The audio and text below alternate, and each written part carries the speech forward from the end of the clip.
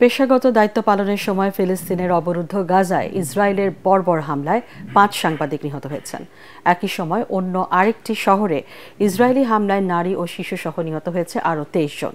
এ নিয়ে গাজায় প্রাণহানির সংখ্যা বেড়ে দাঁড়ালো প্রায় ৪৫,০০০-এ। ফিলিস্তিনি স্বাস্থ্য মন্ত্রণালয় জানিয়েছেন, ধ্বংসস্তূপের নিচে এখনও আটকে আছে ১০,০০০-এরও বেশি লোক।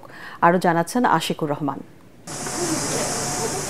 এক বছরেরও বেশি সময় ধরে ফিলিস্তিনের গাজা উপত্যকায় হামলা চালাচ্ছে দখলদার ইসরায়েলি বাহিনী।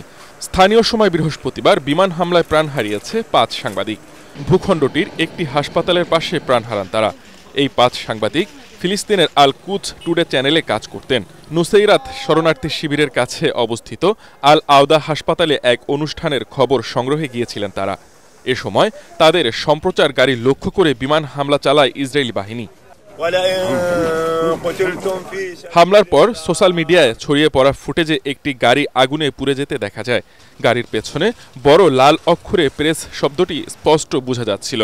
কুদস নিউজ নেটওয়ার্ক জানিয়েছে, বেসামরিক প্রতিরক্ষা দলগুলো নিহতদের মরদেহ উদ্ধার এবং ঘটনাস্থলের আগুন নিভিয়েছে।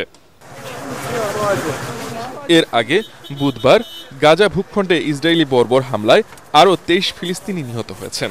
এতে করে উপত্যকাটিতে নিহতের মোট সংখ্যা বেড়ে প্রায় ৪৫,৪০০ জনে পৌঁছেছে। এছাড়া গত বছরের অক্টোবর থেকে চলা এই হামলায় আহত হয়েছেন আরও লক্ষাধিক ফিলিস্তিনি। দেশটির স্বাস্থ্য কর্তৃপক্ষ বলছে, গাজা উপত্যকায় ধ্বংসস্তূপের নিচে এখনও ১০,০০০-এরও বেশি লোক নিখোঁজ রয়েছেন। গত বছরের ৭ অক্টোবর গাজায় নির্বিচারে হামলা শুরু করে ইসরায়েল। এরপর থেকে সেখানে অন্তত ১৪১ জন সাংবাদিক ইসরায়েলের হামলায় নিহত হয়েছেন।